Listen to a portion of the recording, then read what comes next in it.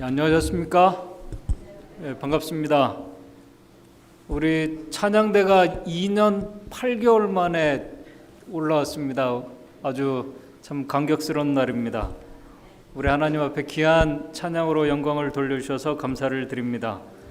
에베소서 4장 15절에 있는 말씀을 읽겠습니다. 에베소서 4장 15절입니다.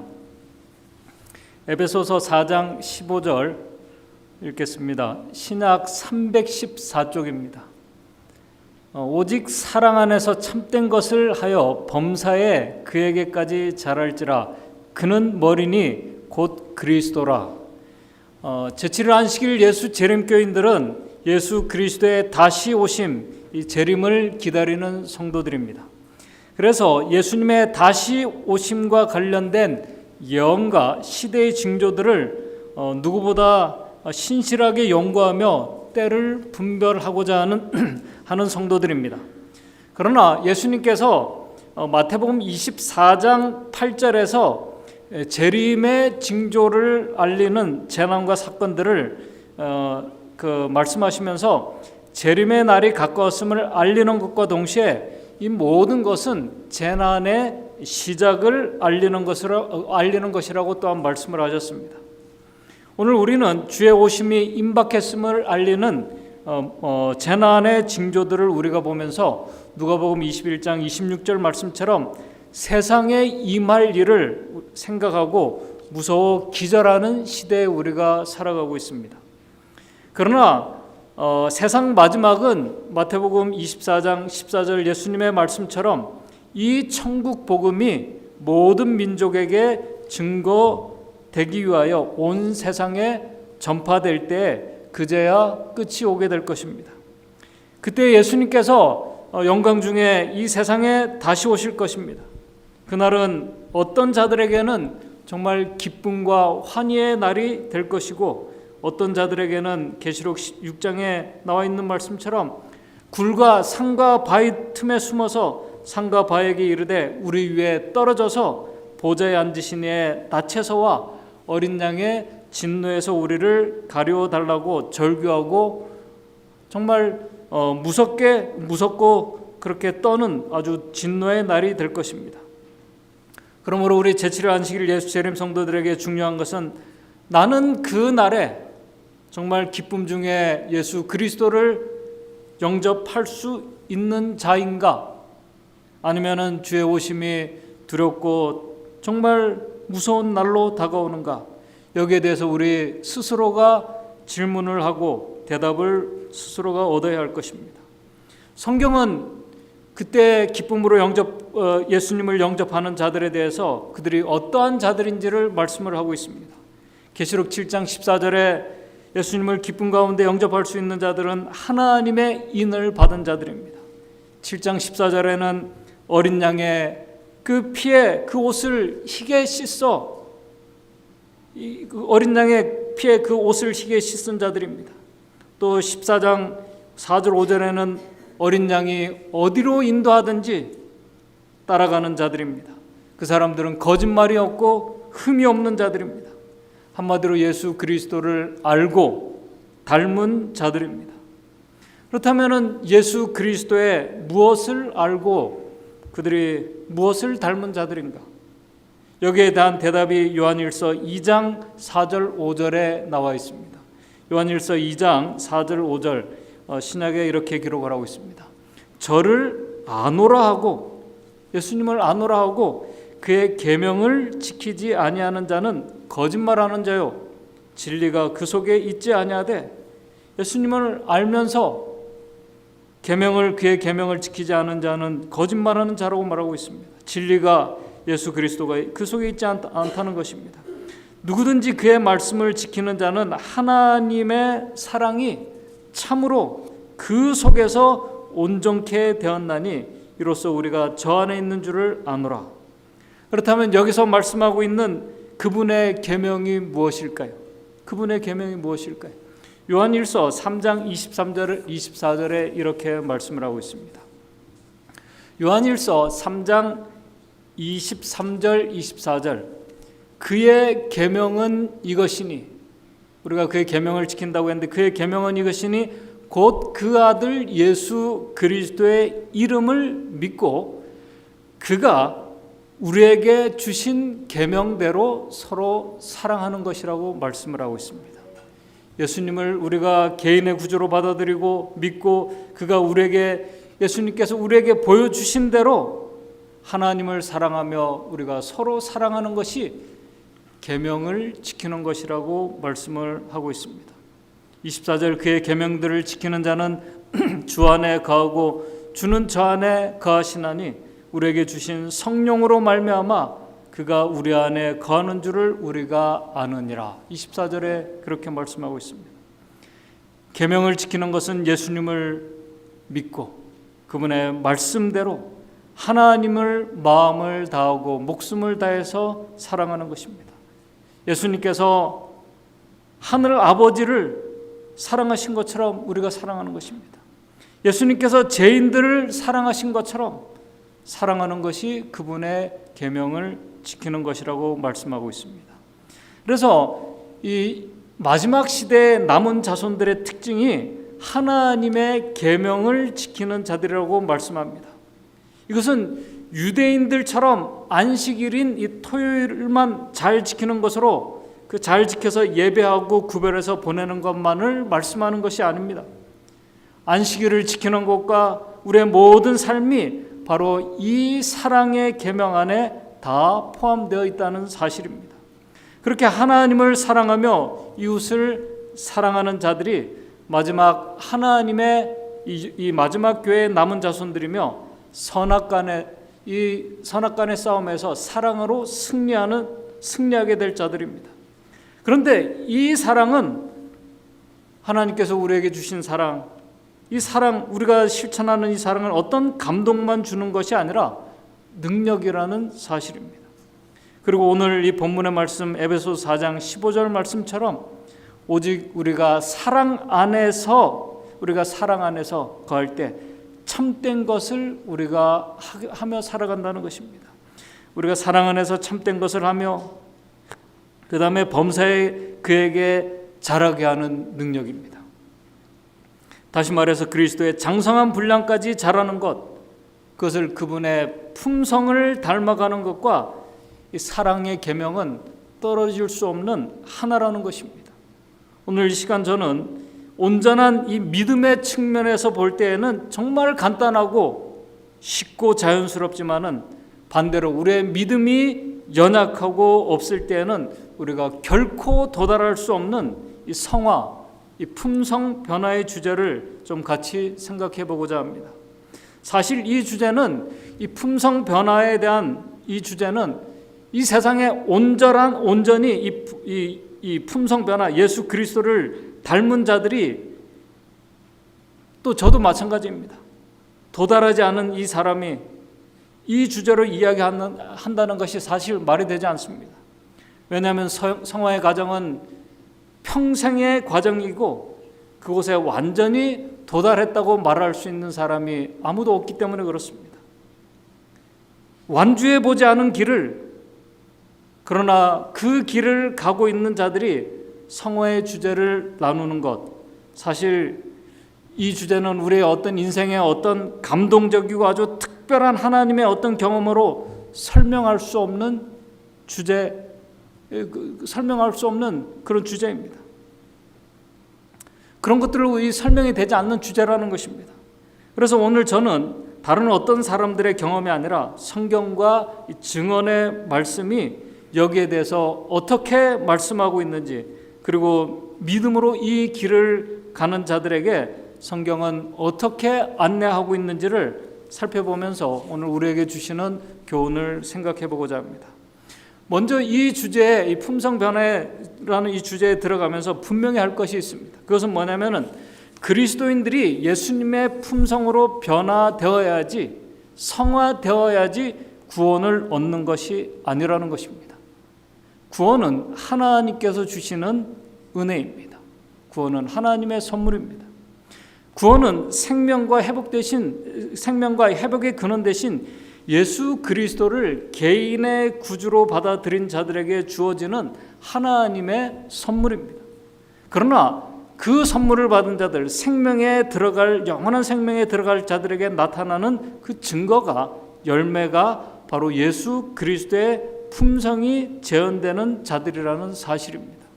그렇기 때문에 예수님의 형상을 닮아가는 자들, 그 은혜의 경험을 하는 자들은 그 은혜의 경험을 하는 자들만이 사실 예수 그리스도의 재림을 참으로 소망하며 주님을 만나기를 기다리는 자들입니다.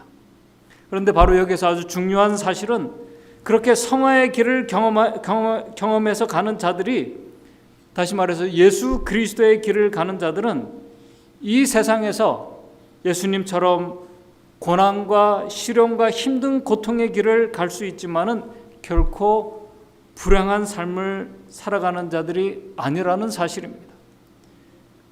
이 사람들은 고난 속에서도 행복한 길을 가는 자들입니다. 어려움 속에서도 그들은 기쁨과 감사의 길을 가는 자들입니다. 왜냐하면 그들이 믿고 의지하는 분, 기쁨과 감사의 근원 대신 그분을 사랑하며 살아가기 때문에 불행할 수가 없는 것입니다.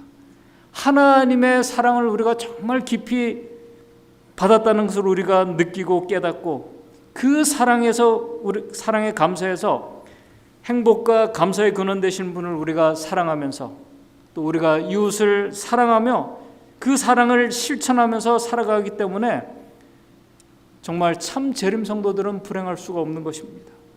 그래서 예수 그리스도께서 그분의 길을 가는 자들, 그리스도 안에 있는 자들에게는 이 세상에서 줄 수 없는 참된 영혼의 자유와 죄의 속박에서 자유케 되는 그 자유함이 있습니다.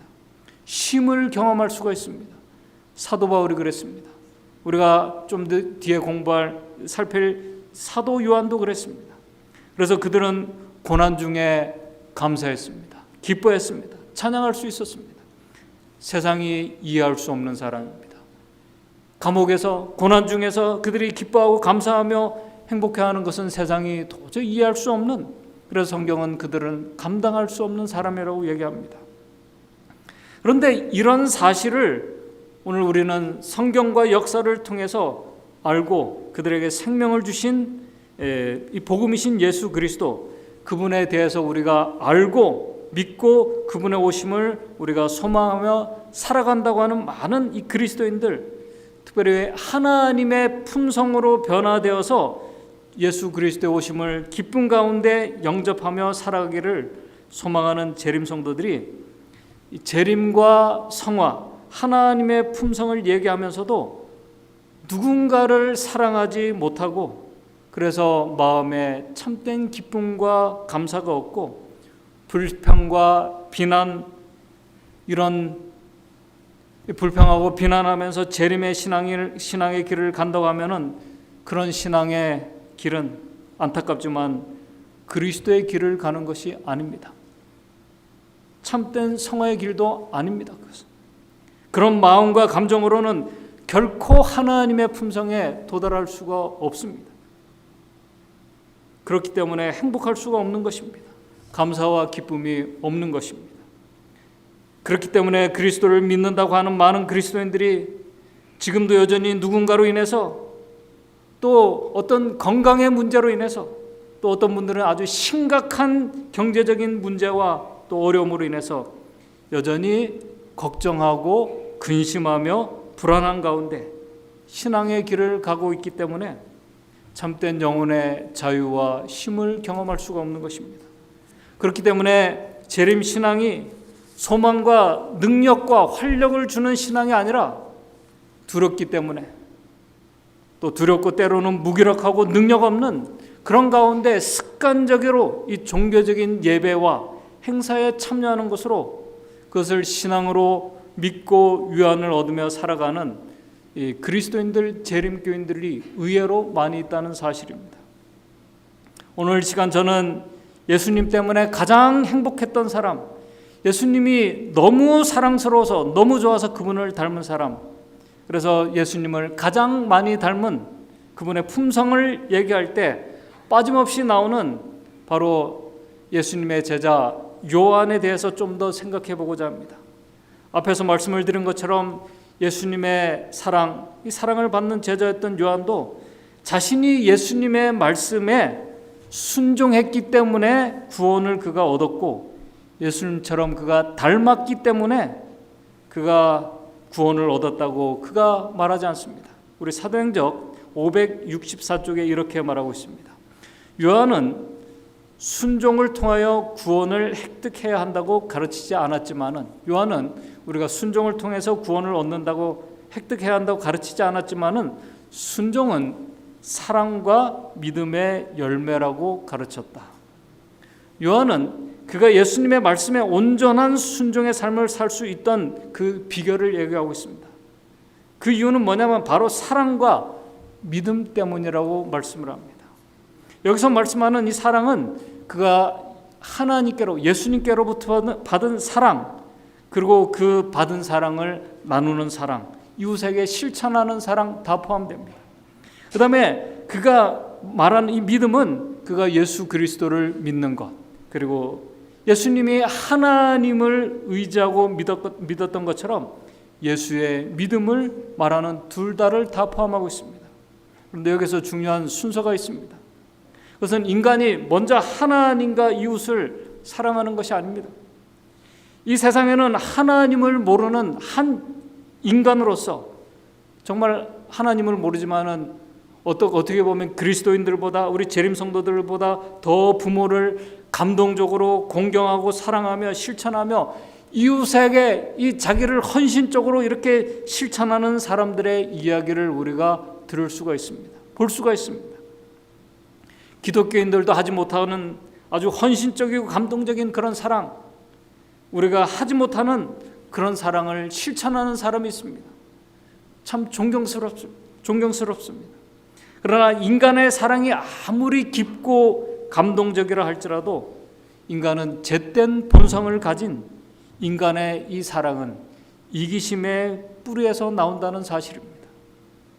이기심의 뿌리를 두고 있는 이 잿된 인간은 결코 하나님께서 죄인들을 사랑하신 조건 없는 아가페적인 사랑을 할 수가 없습니다. 그러므로 예수님의 품성을 닮았다고 말할 때에는, 예수님의 품성을 얘기할 때에는, 그리고 예수님처럼 사랑하는 자가 되었다는 이 말은 예수님과 같은 마음으로 예수님과 같이 사랑하는 자가 되었다는 말입니다. 죄인이 그렇게 하는 것은 불가능합니다. 그런데 이 불가능한 것은, 이 불가능한 사랑을 예수 그리스도께서 그리스도 안에 있는 자들에게 가능케 해 주셨다는 것입니다. 그것은 특별한 선물입니다. 빌립보서 4장 14절에 그래서 내게 능력 주시는 자 안에서 내가 모든 것을 할 수 있다고 사도 바울이 그렇게 고백하고 있는 것입니다.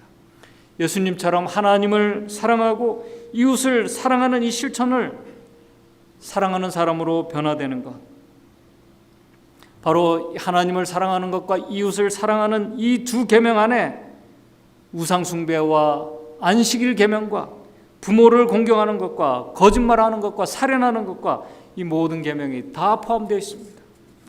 그렇게 사랑으로 변화된 자, 그렇게 변화되는 것은 그래서 그것을 기적이라고 얘기하는 것입니다. 엘렌 화이트 여사는 이 세상의 그 어떤 기적보다도 사람이 변화되는 것을 기적으로, 최고의 기적이라고 얘기를 하고 있습니다. 그 기적의 변화가 일어난 사람이 바로 예수님의 제자 요한이었습니다.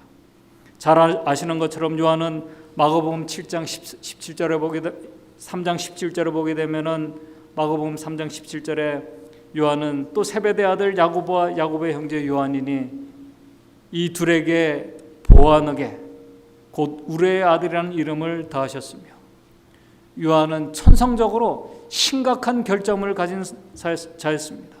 요한은 교만한 사람이었습니다. 자부심이 강하고 명예욕이 강한 사람이었습니다. 그래서 마가복음 10장 37절에 그가 예수님이 메시아로 왕으로 등극했을 때 하나는 우리를 하나는 주의 우편에 하나는 좌편에 자기를 앉게 해달라고 하는 아주 그런 명예욕이 강한 그런 사람이었습니다. 교만했고 고집세고 특별히 보완하게 그는 불같은 성질을 가진 사람이었습니다. 그래서 우레의 아들이라는 이 이름이 더해졌습니다. 그렇게 불같은 성격의 이 비평적이었던 이 사람이 사실 요한의 모습이 우리의 모습입니다. 우리와 성정이 같은 사람의 모습이에요. 그런데 우리와 같은 이 기질을 가진 그 기질이 변한 것입니다. 여러분들 인생을 오랫동안 사시면서 여러분들이 직접 경험하시고 또 이 사람의 이 모든 경험들을 여러분들 해보셨고 또 이 학자들도 그렇게 얘기합니다. 사람의 성격, 기질은 변하지 않습니다. 목회를 한다고 변하는 것이 아닙니다. 여기에 대해서 세상 심리학자들도 사람의 성격은 변하지 않는다고 말합니다.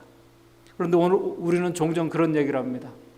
어릴 때는 내성적인 이 성격이었는데 나중에 어릴 때 그 내성적인 이 성격이 저 아이가 성장을 해서 나중에 회사를 다니고 사회를 하면서 가정을 가지게 되면서 성격이 외향적으로 바뀌었다고 말합니다. 그런 말 가끔 듣죠, 그죠? 성격이 바뀌었다고 말합니다. 어릴 때는 내성적이었는데 커서 이제 사회생활을 하고 회사를 다니면서 말수도 늘고 처음 보는 사람과 전에는 이야기하지 못했는데 이야기도 잘하고 어떤 때는 그 내성적인 이 아이가 이제 대화를 주도하는 외형적인 성격으로 바뀌었다고 말합니다. 그러나 인지심리학자들은 그런 경우는 성격이 바뀐 것이 아니라 사회적인 능력이 향상된 것이라고 얘기합니다. 말을 잘하는 그 능력이 향상된 것입니다. 매너와 예의범절 같은 사회적인 능력이 향상된 것으로 말하지 성격이 바뀐 것으로 얘기하지 않습니다. 이 여자가 결혼을 해서 아이를 놓고 그러면 아줌마가 된다고 그럽니다. 아줌마가 되면은 바뀐다고 그러죠, 그죠? 아줌마가 되면은 바뀐다고 그래요. 근데 그 아줌마도 성격이 바뀐 것이 아니라 사회적인 능력이 향상된 것입니다. 그래서 이 인지심리학자들은 사람의 IQ와 성격 이것을 두 개 합쳐서 기질이라고 얘기를 합니다. 그런데 이 기질은 바뀌는 것이 아니라 부모로부터 물려받는 것이라고 얘기를 합니다. 성격과 기질은 유전되는 것입니다. 물려받는 것이. 그런데 잿된 본성을 가진 피조물이 순결하고 거룩하고 의로우신 창조주 하나님의 품성으로 변화되는 것은 불가능합니다. 피조물이 하나님의 품성으로 그분의 형상으로 그분의 품성으로 변화되는 것은 불가능해요. 그런데 그 불가능한 변화를 그리스도께서 가능케 하셨다는 사실입니다. 증언의 말씀은 예수님 때문에 요한에게 그러한 기적이 일어났다고 말하고 있습니다. 어떻게 천성적으로 악한 성질을 가지고 악한 품성을 가진 자가 의롭고 선한 예수님의 품성으로 변화된 것일까? 사실 요한이 예수님과 함께 있을 때에는 그에게 그런 변화가 일어나지 않았습니다. 오히려 예수님께서 하늘로 떠나신 후에 요한과 그의 제자들에게 그러한 변화가 일어났습니다. 직접 예수님과 함께 있으며 그분을 보고 만지고 가까이 있을 때는 경험하지 못한 경험을 이제 예수님께서 하늘로 승천하시고 떠나신 후에 그들이 경험하게 된 것입니다. 그렇기 때문에 이 그리스도인들에게 말하는 우리 그리스도인들 말하는 이 보이지 않는 영적인 이 교제 참 중요할 뿐만 아니라 이 영적인 교제는 정말 능력입니다. 요한의 제자들은 예수님께서 떠나신 후에 사실 그분과 더 깊은 교제를 그들이 경험하게 되었습니다. 떠나신 후에 요한은 하나님의 그 측량할 수 없는 사랑이 얼마나 깊고 넓고 깊은지를 그가 깨닫게 되었습니다. 정로의 계단 영안 157쪽 159쪽에 이렇게 기록을 하고 있습니다. 초기 제자들이 그들의 눈을 그리스도께 고정시켰을 때 그들이 그리스도께 그들의 이 마음의 눈을 고정시켰을 때 그들은 예수를 닮게 되었다. 그들이 그분의 말씀을 들었을 때 그분이 필요함을 느꼈다. 그들은 그분을 찾았고 발견했고 쫓았다. 그들은 들에서나 집에서나 식탁에서나 그분과 함께하였다. 보이지 않는 그분과 함께하였다. 그들은 그분과 함께 식탁에 앉았고 그분과 함께 기도했다. 예수께서 하늘로 돌아가신 후에도 그분을 따르는 자들은 그분께서 여전히 그들과 함께 계심을 느꼈다. 여러분들 옆에 누가 있습니다. 누가 있어요? 가족이 있어요. 우리가 느껴요. 근데 우리 보이지 않는 예수님을 그들은 느꼈다는 것입니다. 함께함을 느꼈다는 것입니다. 그들은 그분의 사랑과 빛을 느꼈다. 구주 예수는 그들과 함께 거니시고 이야기하시고 기도하셨다. 요한은 예수님께서 하늘로 가시고 난 후에 그는 예수님의 삶의 모든 순간들을 그가 다시 뒤돌아 보았습니다. 그분의 표정을 그가 생각했습니다. 보았습니다. 그분의 말투를 그가 생각하고 보았습니다. 하늘의 온 우주를 창조하신 온 우주의 만왕의 왕이신 그분께서 창조주이심에도 겸손하심을 그가 보았습니다. 순결하고 의롭고 정말 거룩하고 의로우신 창조주께서 연약한 인간으로 오셔서 악한 자들과 같은 죄인들을 아낌없이 사랑해 주시는 그 사랑을 그가 묵상하고 또 묵상했습니다. 그런데 바로 여기에서 이 변화의 기적의 비밀, 그 원리를 증언의 말씀은 이렇게 알려주고 있습니다. 종로의 계단 계속해서 159쪽입니다. 영안대역입니다. 요한이 구주를 주목하게 되자, 예수님을 그가 이제 바라보게 되자 그의 마음은 그분의 사랑으로 충만해졌다. 그 다음에 아주 중요한 말씀을 합니다. 날마다 그렇게 했을 때 그는 예수를 향해 감으로 마침내 주님에 대한 사랑으로 자신을 보지 않게 되었다. 제가 아주 중요한 말씀을 하고 있습니다. 요한은 자신의 기질을 예수님께 굴복시켰고 성령께서는 그의 마음을 변화시켰다. 사람이 변화되는 것이 왜 기적인지를 말씀하고 있습니다. 인간이 할 수 없습니다. 여기 성령께서 그의 마음을 변화시켰다. 이 변화는 사람이 하는 것이 아닙니다. 사람의 성격과 기질이 바뀌는 것은 우리의 노력과 힘으로 되는 일이 아닙니다. 우리의 기질을 하나님께 성령께 맡기고 굴복할 때 하나님께서 하시는 역사심을 알려주고 있습니다. 그래서 성화도 은혜라고 얘기하는 것입니다. 하나님의 사랑은 그냥 감동만 주는 사랑이 아니라 그 안에 능력이 있습니다. 요한이 하나님의 사랑으로 매일 그가 묵상하며 그 예수 그리스도를 그가 사랑에 바라보며 그가 갔을 때 아주 중요한 말씀이 자신이 보이지 않게 되었다는 것입니다. 그리스도의 사랑의 능력이 그의 안에 새로운 품성으로 형성시켰다라고 종로의 계단에 말하고 있습니다. 사랑이 이룬 놀라운 기적입니다. 이것이 바로 바라봄의 변화 원리입니다. 요한과 그의 제자들은 예수를 생각하면서 그분의 겸손한 말투와 표정과 감정들과 순결하심에 대해서 생각할수록 그들은 자신들을 현재 괴롭히고 있는 시련들이 보이지가 않게 되었습니다. 그의 상처난 자아와 자존심들이 보이지 않게 되었습니다. 자신들의 결점마저도 보이지 않기 시작했습니다. 누구에게 고정되었을 때요? 예수 그리스도에게 고정되었을 때. 전에는 예수님께서 왕이 되실 때 그분의 옆에 앉게 해달라고 했던 이 세상 명예를, 그렇게 명예에 대한 욕심도, 전에 그렇게 좋아 보였던 부귀와 명예도 그들에게 보이지 않게 되었습니다. 슬프고 괴로운 일들도 사람들이 참 살아가면서 오늘 우리에게 걱정하고 근심하고 염려할 일들이 우리에게 얼마나 많이 있습니까? 우리 매일의 삶이 꼬리에 꼬리를 물고 우리의 곁에 떠나지 않는 걱정과 근심과 염려들이 얼마나 많이 우리에게 일어나고 있지 않습니까? 그런데 그런 근심과 염려들, 슬픔들이 보이지 않게 된 것입니다. 이것은 무책임한 그런 사람의 어떤 행동을 말하는 것이 아닙니다. 예수님을 생각하고 바라보면 볼수록, 전에는 다른 사람들의 결점들이 그렇게 눈에 자주 보였는데 누구만 보면은 누구라도 그 사람에 대한 말만 들어도 그 사람들의 결정과 흠들이 생각나고 보였는데 이제는 예수님 때문에 보이지 않게 된 것입니다.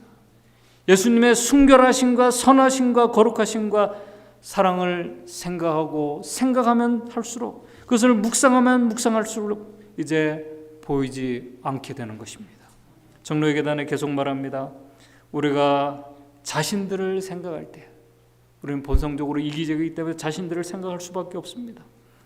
누구도 그렇게 다 그렇습니다. 자신들을 생각할 때 우리는 생명을 주시는 그리스도께로부터 돌아서게 된다. 본성이에요. 우리가 왜 품성 변화가 되지 않는 이유를 말씀하고 있습니다. 우리가 자신들을 생각할 때 우리는 생명을 주시는 그리스도께로부터 돌아서게 된다. 다른 사람들의 흠과 문제들, 우리의 시야에서 그것을 우리가 계속 집중하게 될 때 우리는 그러면 그럴수록 우리는 예수님과 멀어집니다. 사단은 계속해서 이렇게 말해요. 사단은 이것을 너무나 잘 알아요. 이것을 알므로 우리의 마음을 구주께로부터 돌아서게 하고자 했습니다. 사단은 우리가 그리스도와 함께 거하며 일하지 못하도록 방해하고자 한다. 그래서 사단이 우리의 마음과 생각을 그리스도께로 돌아서게 하는 염려들로 가득 채웁니다. 다른 사람들의 결점들을 보게 합니다. 자신의 마음과 자존심을 상하게 했던 어떤 사람들의 말들과 그 사람들과 행동들을 보고 또 생각하도록 합니다.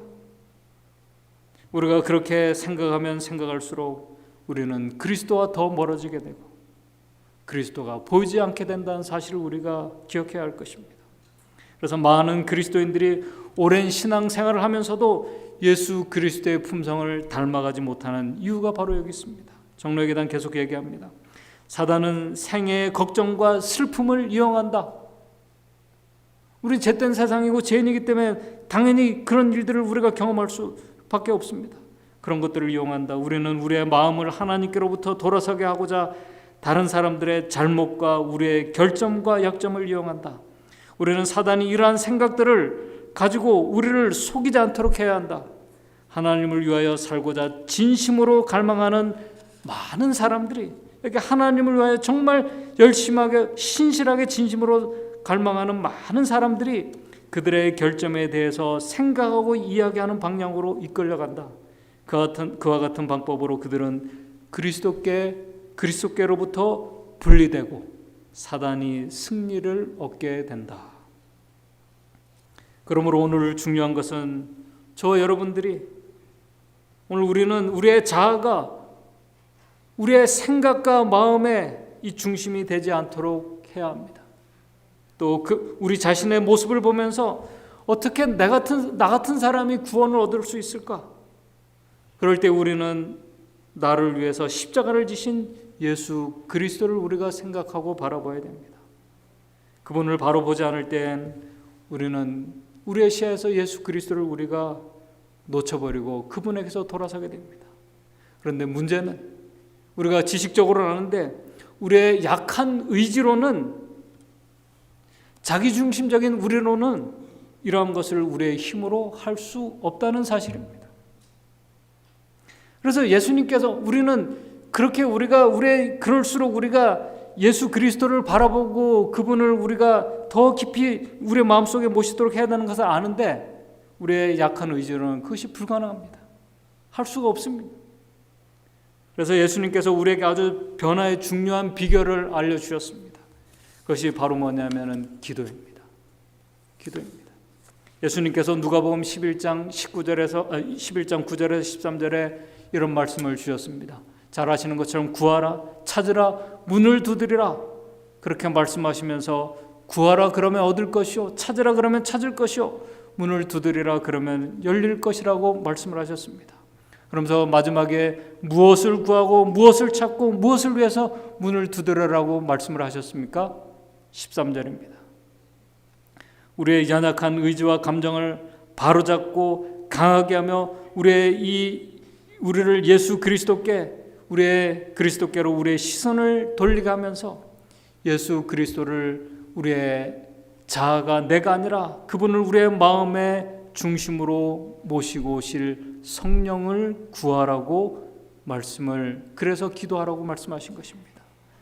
여러분들 누가복음 11장 9절에서 13절에 그 내용이 그거예요. 구하라, 찾으라, 문을 두드려 하면서 마지막 13절에 누가복음 11장 13절에 너희 천부께서 구하는 자에게 성령을 주시지 않겠느냐 하시느니라. 사도행전 564쪽입니다. 기도는 제약과의 투쟁과 그리스도인적 품성 개발에 있어서 하늘이 정하신 성공의 방법이다. 왜 기도가 중요한지, 믿음으로 하는 기도에 대한 응답으로 오는 거룩한 감화는 탄원자의 마음에 그가 탄원하는 모든 것을 성취시킬 것이다. 우리는 죄의 용서를 위하여, 성령을 위하여, 그리스도와 같은 성품을 위하여, 당신의 사업을 할 수 있는 지혜와 능력을 위하여, 그가 약속하신 어떠한 선물을 위하여 간구할 수 있다. 기도는 하나님의 자녀들에게 주신 특권입니다. 정말 놀라운 특권입니다. 그렇게 간절히 구하는 자들에게 성령께서 임하시고 오실 것입니다. 그때 우리의 기도는 에베소서 3장 17절 19절 말씀처럼 에베소 3장 19절 17절에서 19절입니다. 에베소 3장 17절 19절입니다. 믿음으로 말미암아 그리스도께서 너희 마음에 계시게 하옵시고, 믿음으로 말미암아 그리스도께서 너희 마음에 계시게 하옵시고, 너희가 그리스도께서 우리의 마음에 계실 때 너희가 사랑 가운데서 뿌리가 박히고 터가 굳어져서 18절에 능히 모든 성도와 함께 지식에 넘치는 그리스도의 사랑을 알아. 그때 하나님의 사랑을 깨닫게 됩니다. 깊이 깨닫게 돼요. 그리스도의 사랑을 알아. 19절 그 넓이와 길이와 높이와 깊이가 어떠함을 깨달아 하나님의 모든 충만하신 것으로 너희에게 충만하시기를 구하는 자들이 될 것입니다. 성령을 통하여 그리스도께서 우리의 마음에 거하실 때 우리는 그분을 바라보면서 십자가의 사랑의 깊이와 그 높이와 그것을 더 깊이 느낄수록 우리가 알수록 우리도 유한히 사랑의 사도로 변한 것처럼 이제 우리 자신이 아니라 예수님처럼 이웃의 아픔과 필요를 알고 도우며 요한이 그렇게 예수님처럼 그들을 사랑하며 실천했던 것처럼 우리도 사랑을 겸손하게 나누는 삶을 살아가는 자들이 될 것입니다. 그렇게 우리의 일상의 삶에서 실천해 나갈 때 우리는 그리스도 안에서 사랑 안에서 참된 것을 하면서 범사의 예수 그리스도 그분에게까지 자라나게 될 것입니다. 이것이 바로 성화이고 이것이 품성 변화입니다. 한 주일 우리의 삶에서 이 놀라운 변화의 기적이 오늘 저와 여러분들의 여러 가지 다양한 형편과 어려운 상황에서도 하나님께서 역사하심으로 이 놀라운 기적이 일어나게 되기를 바랍니다. 그래서 우리가 사랑 안에서 주님과 요한처럼 우리가 매일 영적으로 그분과 교제하며 우리가 영적으로 동행하면서 그분과 함께 기쁨과 감사와 이 행복한 경험 속에서 우리가 예수님을 찬양하면서 우리 예수 그리스도를 닮아가는 귀한 삶을 살아가시게 되기를 바랍니다. 그래서 언젠가는 우리가 주님과 동행하다가 이제 주님과 얼굴과 얼굴을 직접 대면하여 만나게 되는 그 영광스러운 재림의 날에 주님을 만나는 그 기쁨의 자리에 우리 모두가 같이 있게 되기를 바라면서 말씀을 마치도록 하겠습니다. 하늘에 계신 하나님 아버지, 우리가 주님의 품성을 닮아가기를 원합니다. 주님과 같이 되기를 원합니다. 그러나 우리의 중심에 주님이 아니라 우리의 자아가 있을 때 이 일은 불가능함을 저희들 다시 생각하게 됩니다. 우리의 자아가 비워지고 우리 안에 주님께서 거하실 수 있도록 주님 인도해 주시옵소서. 그래서 우리의 어려움과 또 우리의 이 잿된 우리의 모습이 아니라 우리가 그런 우리를 사랑하시고 우리를 위해서 당신의 모든 것을 주신 예수 그리스도를 우리가 바라보게 도와주셔서 우리의 아픔과 또 고통과 잘못과 흠들이 아니라 주님의 사랑으로 우리가 가득 차고 그것을 보고 주님을 닮아갈 때 우리 안에 역사하시는 놀라운 이 변화의 기적을 우리 믿음의 성도들 경험할 수 있도록 주님 인도해 주시옵소서. 그래서 우리에게 그 놀라운 이 변화의 기적을 주신 그 주님을 우리가 주님과 동행하면서 우리가 얼굴과 얼굴을 대하여 만나는 그 자리에 우리 믿음의 성도들 다 기쁨 가운데 주님을 영접하는 그 자리에 꼭 같이 설 수 있도록 인도해 주시옵소서. 예수님의 이름으로 기도드리옵나이다.